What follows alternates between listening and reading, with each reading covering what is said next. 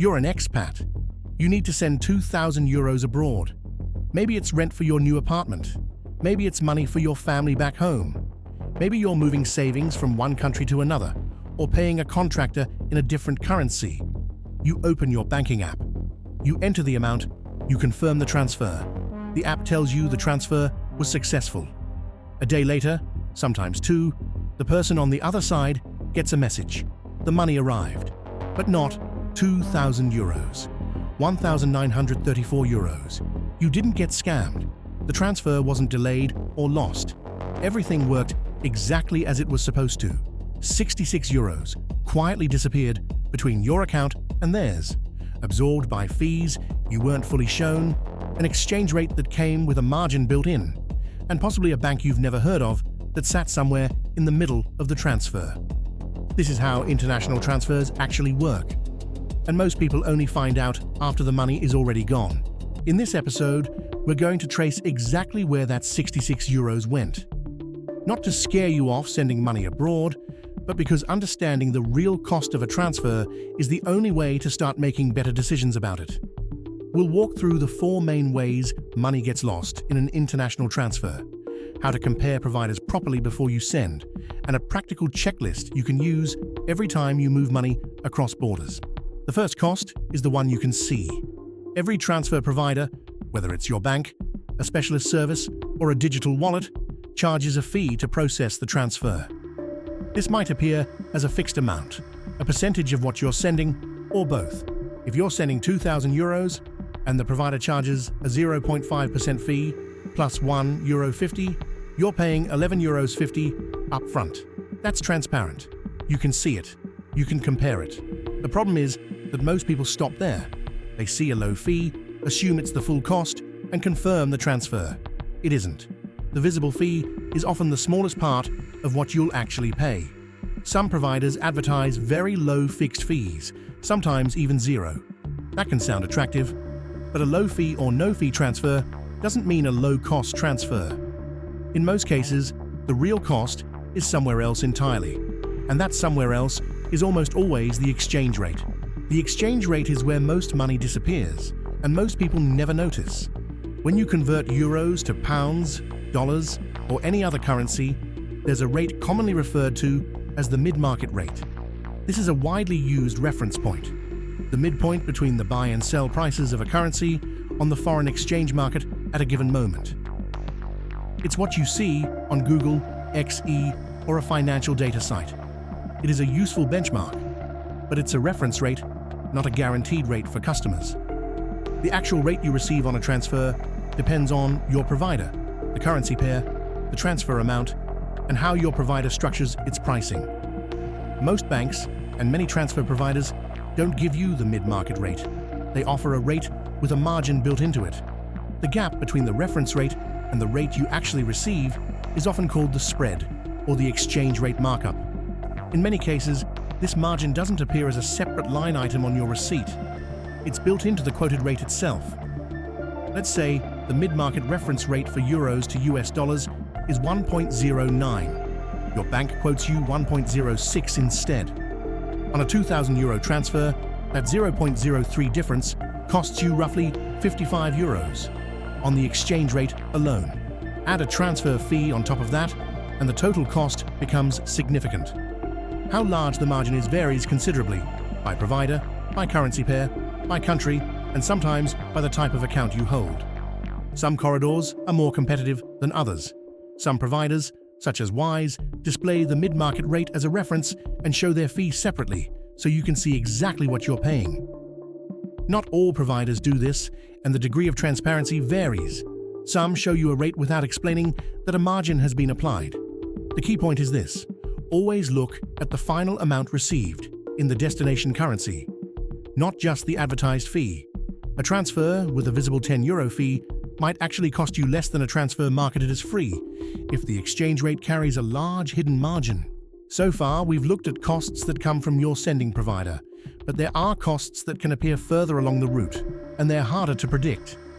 When you send money internationally using the SWIFT network, which is the system most banks use for cross-border transfers, your money doesn't always travel directly from your bank to the recipient's bank.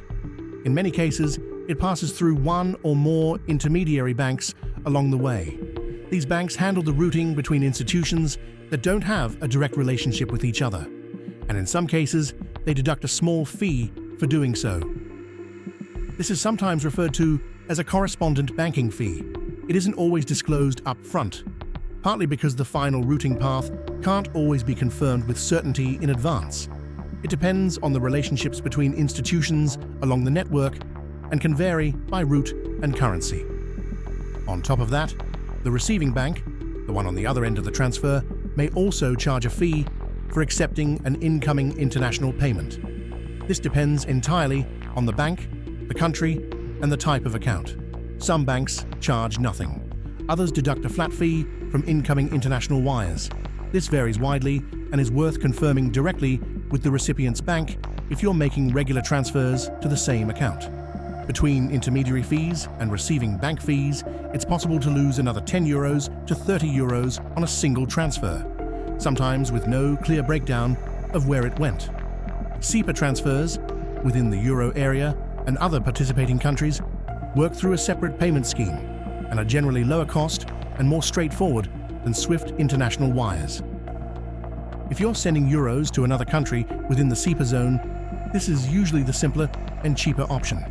But as soon as you cross currency lines or send outside the SEPA zone, the picture changes considerably. The fourth way money disappears is more subtle. It is about the choices you make before you even press send. Most providers let you fund a transfer in different ways: bank transfer, debit card, credit card, or wallet balance. Those options are not priced the same. Credit card funding is typically the most expensive. It can trigger provider charges, foreign transaction fees, or even cash advance fees from your card issuer. There are exceptions, but it should not be your default choice for a low-cost transfer. Bank transfer or wallet balance is usually cheaper, although it may take longer. Timing also matters, but for one specific reason. The exchange rate may not always be locked when you think it is.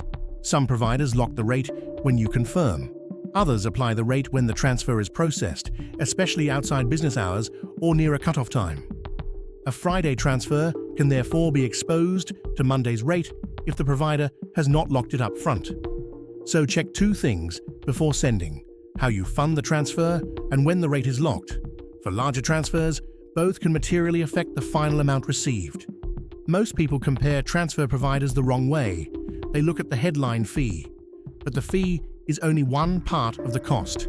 What matters is the final amount received after the fee, exchange rate, funding method, and possible bank deductions. Here's the cleaner way to compare. Run the same transfer amount through 2 or 3 providers before sending. Check the exact destination currency amount each one says will arrive. Then check 3 details: when the exchange rate is locked, which funding method is cheapest, and how long delivery is expected to take. For repeated transfers to the same recipient, also check once whether the receiving bank charges an incoming international transfer fee. To make this easier, here's a 5-step checklist you can apply before every significant international transfer. Step 1. Check the mid-market reference rate. Look up the current mid-market rate on a neutral source, Google, XE, or a financial data site, and compare it to what your provider is quoting. The gap between the two reflects the exchange rate margin you're being charged. Step 2. Compare the final received amount. Don't compare fees in isolation. Compare what actually arrives in the destination currency. Use a comparison tool or calculate it yourself. That number is the only one that matters. Step 3. Account for intermediary and receiving bank fees. If you're sending via SWIFT, particularly to a new recipient or a bank in a less common corridor, be aware that fees may be deducted mid-route or on arrival.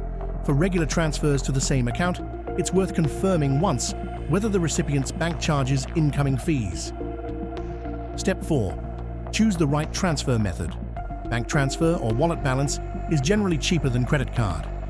Understand whether your provider locks the rate at confirmation or at processing, and how that interacts with cutoff times and settlement dates for larger transfers.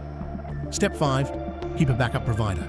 If your primary provider has a technical issue, a worse rate on a given day, or an unusual delay, having a secondary account ready means you're not stuck. Setup takes a few minutes. There's no ongoing cost. The benefit is optionality when it matters. These 5 steps take less than 10 minutes.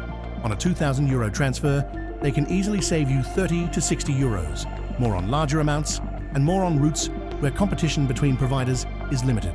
Over time, for anyone making international transfers regularly, the cumulative difference is significant. International transfers are not complicated, but they are easy to do carelessly. The cost isn't always visible. It's in the exchange rate margin, the transfer method, the timing, and the route your money takes between banks you'll never interact with directly. Understanding that is the first step. The second is building a simple habit of comparing before you send, not every time for small amounts, but whenever the transfer is large enough that the difference matters. If you found this useful, consider sharing it with someone who regularly sends money abroad. The people who lose the most on transfers are usually the ones who've simply never been shown how the system works. Next week, we're moving from banking to tax residency, and why the 183-day rule is not enough to understand where you may owe tax after moving abroad. Tax residency is one of the most misunderstood topics in expat finance, and it matters far more than most people realize before they move. We'll see you then.